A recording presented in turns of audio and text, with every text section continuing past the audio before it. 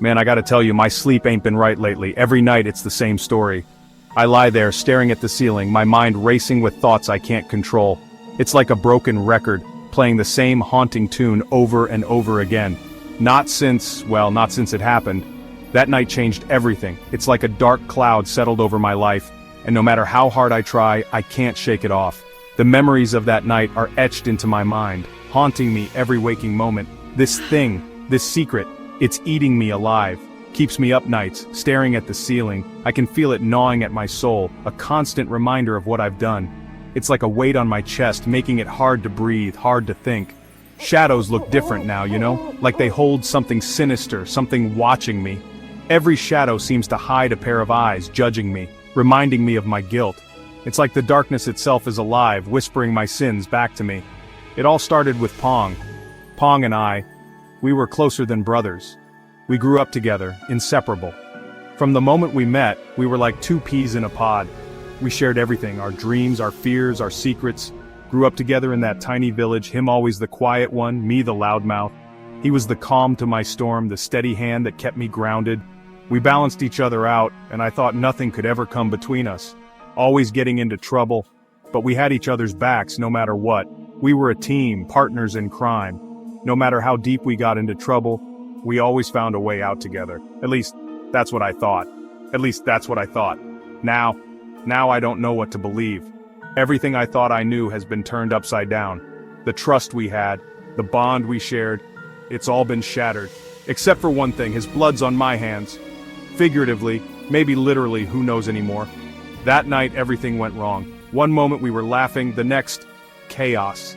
I can't even remember how it happened, but I know I was there and I know I didn't stop it. This place does things to you, blurs the lines. It's like the village itself is cursed. A place where reality and nightmare blend together.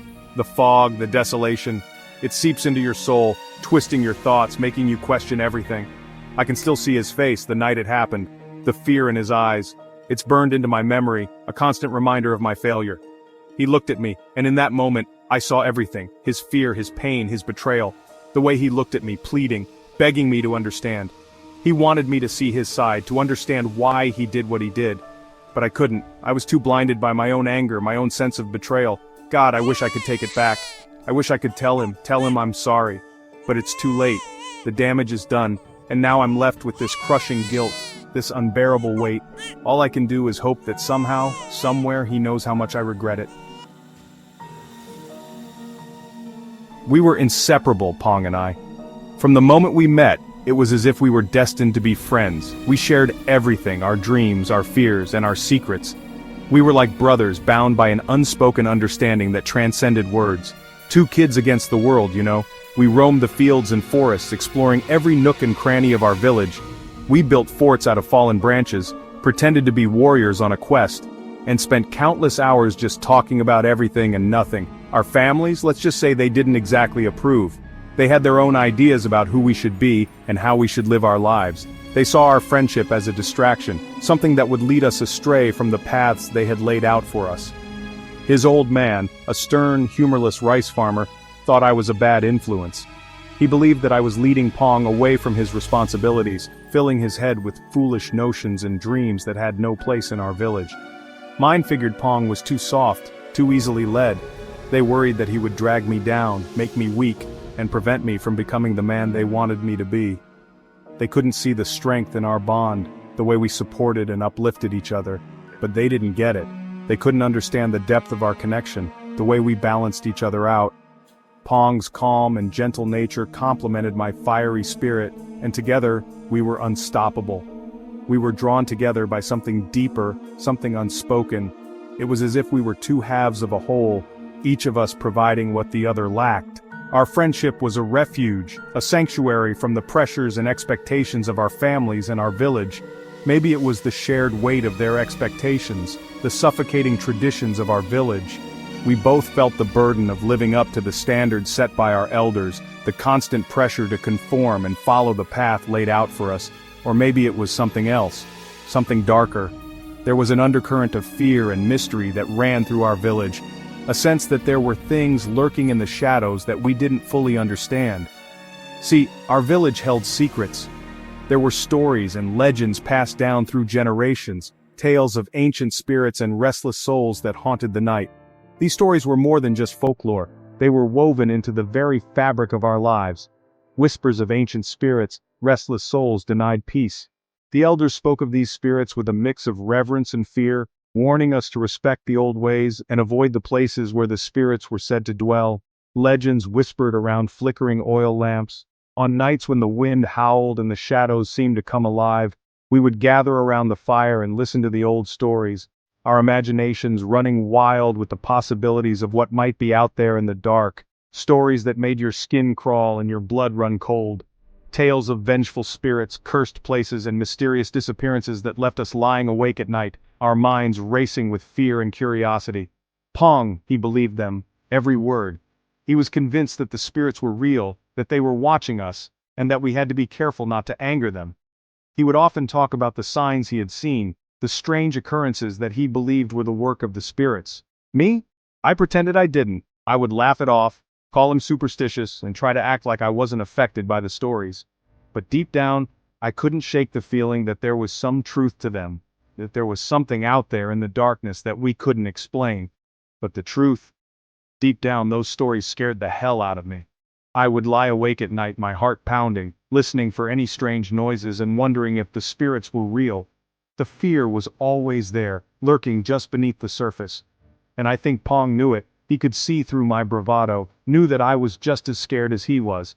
Maybe that's why he never pushed me to admit it, why he let me keep up the facade. He understood that we were both dealing with the same fears, even if we showed it in different ways. Maybe that's what bound us together, the fear we shared but couldn't admit. It was a bond forged in shadow, a connection that went beyond friendship and into something deeper, something almost primal. We were each other's anchor in a world that was often confusing and frightening. The fear we shared but couldn't admit. It was always there, a silent companion that followed us wherever we went. But in each other we found the strength to face it, to keep going even when the shadows seemed to close in around us. And that, more than anything, is what made our bond unbreakable. It was during the festival of Loy Krathong, a time when the night sky is illuminated by thousands of floating lanterns, each carrying the hopes and dreams of those who release them. The air was thick with incense and the smell of river water, a heady mix that seemed to wrap around you, pulling you into the magic of the night. Paper lanterns, each carrying a wish, floated into the night sky. They were like tiny stars, each one a beacon of hope, a silent prayer for a better tomorrow. Music filled the air, laughter and drunken shouts echoing through the streets. The festival was alive, a pulsating heart of joy and revelry. It was supposed to be a night of celebration, of letting go of past regrets, a night where we could all feel free, if only for a few hours. Pong and I, we were at the heart of it, or at least I was. I was caught up in the energy, the excitement, the sheer joy of being alive. He was quieter than usual, withdrawn, a brooding shadow in the flickering light of the bonfires. It was as if the weight of the world was pressing down on him. He tried to tell me something was wrong. His eyes, usually so full of life, were clouded with worry. I brushed him off. Too caught up in the revelry, the attention of a group of giggling girls. I was selfish, thinking only of my own enjoyment. He caught my eye once, a look of despair on his face. But I turned away. I didn't want to deal with his problems, not on a night like this. That's the thing about guilt, see? It hangs on you like a shroud. It doesn't let you forget, doesn't let you move on.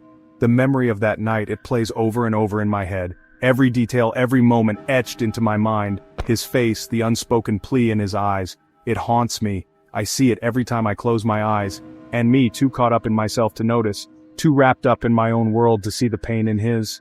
After the festival, the streets were empty. The laughter and music had faded, leaving only silence. I walked home alone, the weight of my actions pressing down on me. I sat by the river watching the lanterns float away. Each one a reminder of the night, of the choices I made. The sky was full of stars, and the river was full of lanterns.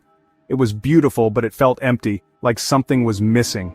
I cried that night. For the first time in a long time, I let myself feel the weight of my actions. The guilt, the regret, the sorrow.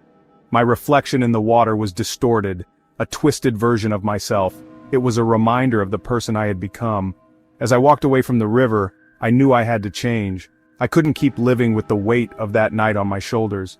The sun was rising, a new day was beginning. It was a chance for a fresh start, a chance to make things right. I made a promise to myself that morning. I would be better, I would listen, I would care, I would be there for the people who needed me. And so I started to change.